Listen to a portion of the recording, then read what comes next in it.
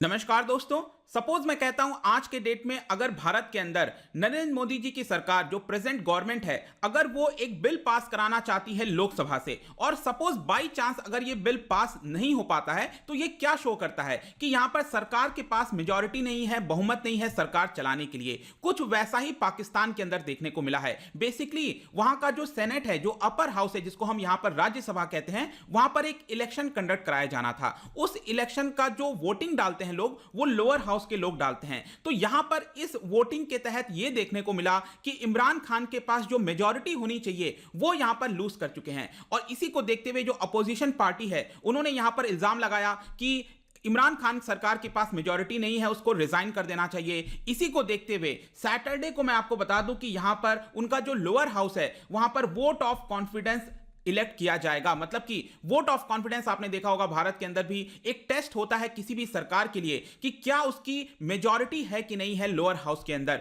तो यहां पर कल के डेट में सैटरडे को ये सारी चीजें कराई जाएंगी। अगर वो लूज कर जाते हैं तो यहां पर इमरान खान को अपना प्राइम मिनिस्टर का पद छोड़ना पड़ेगा, सरकार जो है वो टूट जाएगी। तो इसको डिटेल से जानते हैं कि एग्जैक्टली हुआ क्या था जिसकी वजह से ये करना पड़ रहा है, प्लस साथ में इसका इंप्लीकेशन क्या होगा इसको भी समझने की कोशिश करेंगे। चलिए आगे बढ़ते हैं। मैं हूं अंकित अग्रवाल और अपडेट के लिए आप मुझे फॉलो कर सकते हैं इंस्टाग्राम, फेसबुक और ट्विटर पर। मेरे लेक्चर की हर पीडीएफ आपको फेसबुक पर तो मिलेगी ही, प्लस साथ में आप मेरा टेलीग्राम चैनल ज्वाइन कर सकते हैं by searching Ankit Agrawal official. और अगर आप यूपीएससी की तैयारी कर रहे हैं तो आपके लिए सुनहरा मौका है स्टडी IQ लैब के लिए स्मार्ट कोर्सेज, जिसके थ्रू आप अपनी प्रिपरेशन और भी ज्यादा अच्छे तरीके से कर सकते हैं। तो यहां पर सबसे पहले समझते हैं दोस्तों हुआ क्या है। तो याद रखिएगा कि जिस तरह से हमारे देश के अंदर लोअर हाउस को लोकसभा कहा जाता है, वहां पर जो लोअर हाउस है उसको कहा जाता है नेशनल असेंबली और उनका जो अपर हाउस है उसको कहते हैं सेनेट। तो यहां पर क्या होता है कि उनके अपर हाउस के अंदर जो भी लोग आते हैं, जैसे हमारे यहां पर राज्यसभा में किस तरह से लोग चुनकर आते हैं, जो राज्य के अंदर चुने हुए लोग हैं, राज्य का जो लेजिस्लेटिव असेंबली है वो इलेक्ट करता है राज्यसभा के अंदर। लेकिन पाकिस्तान के अंदर सिस्टम थोड़ा अलग है। पाकिस्तान के अंदर क्या होता है कि जो अपर हाउस में जो लोग चुनकर आते हैं उसको इलेक्ट किया जाता है वहां की लोअर हाउस के द्वारा। मतलब नेशनल असेंबली के लोग ही यहां पर प्रोपोर्शनल रिप्रेजेंटेटिव के थ्रू जो उनका अपर हाउस है सेनेट के अंदर उसमें इलेक्ट करते हैं। तो यहां पर क्या हुआ कि इमरान खान के जो फाइनेंस मिनिस्टर हैं, इनका नाम आप यहां पर देख सकते हो, अब्दुल हफीज शेख, तो उनका यहां पर कार्यकाल खत्म होने वाला है जून में। तो उनको री इलेक्ट किया जाना था क्योंकि आपको मेंबर होना पड़ेगा पार्लियामेंट का, किसी भी एक हाउस का, तभी आप मिनिस्टर के पद पर बने रह सकते हो। तो उनका इलेक्शन किया जाना था सेनेट के अंदर। और मैंने आपको पहले ही बताया कि सेनेट से लोग कहां से चुने जाते हैं, नेशनल जो असेंबली है उनका लोअर हाउस है वहां पर लोग इलेक्ट करते हैं, तब सेनेट के अंदर लोग वहां पर जाते हैं। लेकिन क्या हुआ है कि वो इलेक्शन जो था वो लूज कर चुके हैं उनके जो फाइनेंस मिनिस्टर हैं। किनसे लूज किए हैं? बेसिकली ऑपोजिशन की तरफ से एक कंसोलिडेटेड पर्सन को उठाया गया था और आपने इनका नाम सुना होगा। फॉर्मर प्राइम मिनिस्टर थे पाकिस्तान के यूसुफ रजा गिलानी। तो यूसुफ रजा गिलानी ने उनको हरा दिया है, जो फाइनेंस मिनिस्टर हैं उनको यहां पर हरा दिया है।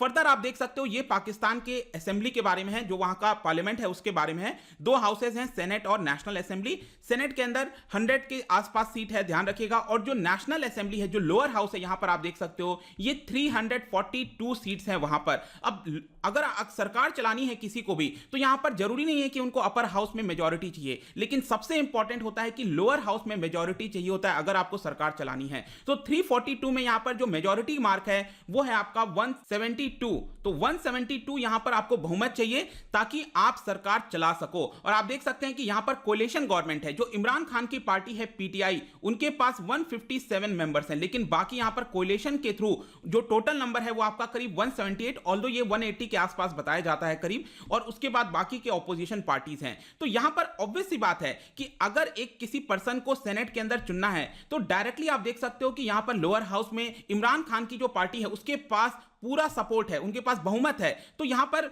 ऑब्वियस सी बात है कि अगर फाइनेंस मिनिस्टर का इलेक्शन होना था तो उनको जीत जाना था, लेकिन वो यहां पर हार चुके हैं। और इसी के लिए यहां पर जो वोट ऑफ कॉन्फिडेंस है अब सैटरडे को यहां पर किया जाएगा। और बाई चांस अगर वो वोट ऑफ कॉन्फिडेंस हार जाते हैं तो यहां पर जो नेशनल असेंबली है उसको डिसॉल्व किया जा सकता है। मतलब कि एक तरह से इमरान खान का जो गवर्नमेंट है वो यहां पर गिर जाएगी। फर्दर मैं आपको बता दूं कि कितने वोट से वो हारे हैं। बेसिकली मैंने आपको बताया कि जब वो उनके पास इमरान खान के पास 180 मेंबर्स का सपोर्ट था ऐसा बताया जा रहा था, लेकिन जब इलेक्शन हुआ तो आप देख सकते हो जो गिलानी है ऑपोजिशन पार्टी की तरफ से उनको 169 वोट्स मिले थे। और इमरान खान की पार्टी के जो फाइनेंस मिनिस्टर हैं शेख, उनको यहां पर 164 ही वोट मिले। और यहां पर एक और चीज हुआ कि 7 वोट ऐसे थे जिसको यहां पर रिजेक्ट कर दिया गया वहां की इलेक्शन कमीशन के द्वारा। तो यहां पर एक सबसे बड़ा एक और मुद्दा आ गया है कि इलेक्शन कमीशन का भी रोल इंपॉर्टेंट हो जाता है। एक तरह से मैं आपको बताऊं तो इमरान खान ने इलेक्शन कमीशन के ऊपर भी सवाल उठाए हैं वहां पर कि फेयर तरीके से चीजें कंडक्ट नहीं कराई जा रही हैं। अब यहां पर एक और क्वेश्चन आता है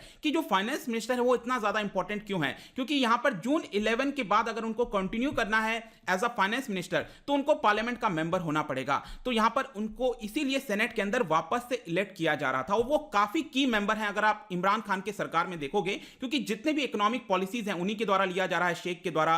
और यहां पर जो रिफॉर्म प्लान्स है जैसे कि इंटरनेशनल मॉनेटरी फंड से पाकिस्तान ने करीब $6 बिलियन का लोन लिया हुआ है, तो यहां पर उसके लिए प्रॉपर प्लान है जिसको ढालना है, उसको अच्छे से चलाना है। तो उसकी सारी जिम्मेदारी ये जो फाइनेंस मिनिस्टर हैं आप देख सकते हो अब्दुल हफीज शेख, उनको दी गई है। तो इसलिए ये पर्सन काफी इंपॉर्टेंट हो जाते हैं और इसीलिए उनका जो रीअपॉइंटमेंट है वो जरूरी था।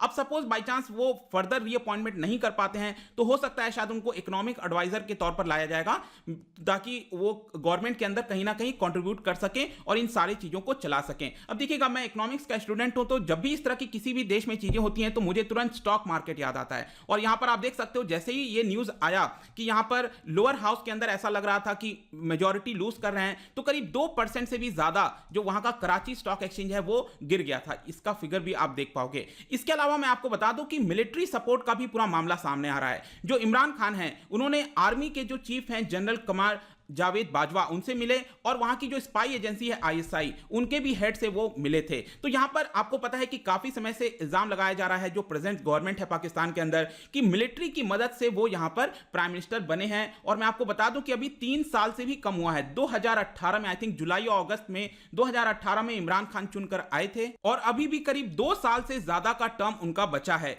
तो यहां पर आप देख सकते हो इवन जो प्राइम मिनिस्टर हैं उनके जब वो उनसे मिले और उसके पहले भी उन्होंने क्लेम किया हुआ है कि जो मिलिट्री है उनका पूरा सपोर्ट उनके पास है, क्योंकि मिलिट्री वहां पर काफी इंपॉर्टेंट रोल प्ले करती है। और स्पेशली आपने देखा होगा पिछले कई वर्षों से उनका इंडिपेंडेंस के बाद से अगर आप देखोगे 1947 के बाद जब दोनों देश आजाद हुए थे तो एक बहुत बड़ा कार्यकाल मिलिट्री रूल के अंडर ही पाकिस्तान का रहा है। और अभी भी आज के डेट में देखिए तो चाहे फॉरेन पॉलिसी की बात करें, सिक्योरिटी पॉलिसी हो गया, इकोनॉमिक स्ट्रैटेजी हो गया, हर तरफ आपको वहां पर मिलिट्री का रूल देखने को मिलेगा। तो थोड़ा सा डिफरेंट गवर्नेंस स्ट्रक्चर है। इसी की वजह से भारत को भी प्रॉब्लम आती है जब भी हम उनसे बातचीत करना चाहते हैं। तो यहां पर थोड़ा सा हम वोट ऑफ कॉन्फिडेंस के बारे में फर्दर बात करें तो डेफिनेटली ये जो पर्टिकुलर चीज हुआ है, जो उनके फाइनेंस मिनिस्टर लूज कर चुके हैं ये वाला इलेक्शन, इसकी वजह से पॉलिटिकल इंस्टेबिलिटी आ चुकी है थोड़ा सा आप कह सकते हो पाकिस्तान के अंदर। लेकिन कल अगर वो वोट ऑफ कॉन्फिडेंस जीत जाते हैं, कॉन्फिडेंस वोट जीत जाते हैं लोअर हाउस में, तो वापस से चीजें ठीक हो सकती हैं। ऑल्दो मैं आपको बता दूं कि यहां पर डायरेक्टली इलेक्शन कमीशन के ऊपर इल्जाम लगाया गया है। क्यों, मैं आपको बताता हूं। देखिए, जो सेनेट के अंदर इलेक्शन होता है, अब मैंने आपको पहले ही बता दिया कि लोअर हाउस जो है वहां की जो नेशनल असेंबली है वो यहां पर इलेक्ट करती है सेनेट के जो मेंबर्स हैं। तो वो वाला जो इलेक्शन होता है वो क्लोज्ड बैलेट होता है, मतलब कि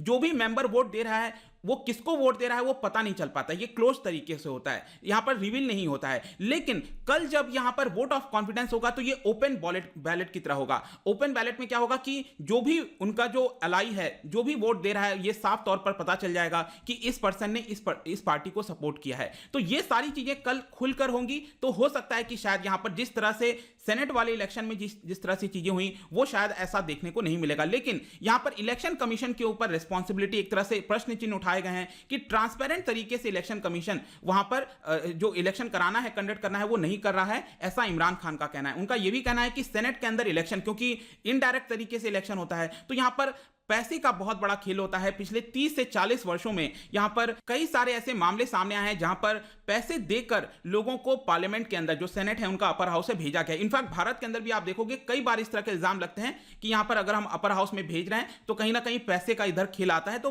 भारत के अंदर भी इस तरह की चीजें आपको कई बार सुनने को मिलेगी। लेकिन इन सारी चीजों की वजह से क्या हुआ है, वहां की जो अपोजिशन है उसको एक बहुत बड़ा बूस्ट मिल गया है, क्योंकि यहां पर बताया जा रहा है कि 26 जनवरी को जो पूरा अपोजिशन है वो एक मार्च रैली निकालेगा इस्लामाबाद में 26 जनवरी को, और यहां पर जो इमरान खान की सरकार है उसको गिराने के लिए गुहार करेगा। और मैं बता दूं कि ये जो पूरा अलायंस है ऑपोजिशन का वो हर एक पार्टी से मिला जुला है, जैसे कि जो नवाज शरीफ की पार्टी है पाकिस्तान मुस्लिम लीग, और जो आसिफ अली जरदारी जो फॉर्मर प्रेसिडेंट है उनकी जो पार्टी है पाकिस्तान पीपल्स पार्टी, दोनों मिल चुके हैं। इनफैक्ट कुछ समय पहले आपको याद होगा कि यहां पर हम बात कर रहे थे पाकिस्तान डेमोक्रेटिक मूवमेंट की, इसके तहत बहुत बड़े बड़े जो जलसे हैं, जो रैलीज हैं, वो यहां पर निकाले जा रहे थे और यहां पर इमरान खान की जो सरकार है करप्शन को लेकर या फिर कोविड पैंडेमिक को लेकर, इसको लेकर काफी सारा जो रैलीज है वो निकाला जा रहा था। तो फर्दर ये जो चीजें हुई हैं यहां पर पाकिस्तान के अंदर, ये एक तरह से बूस्ट करता है वहां की ऑपोजिशन को। अब लेट्स सी कि क्या कल जब ये वोट ऑफ कॉन्फिडेंस होगा तो क्या यहां पर इमरान खान उसको जीत पाते हैं कि नहीं।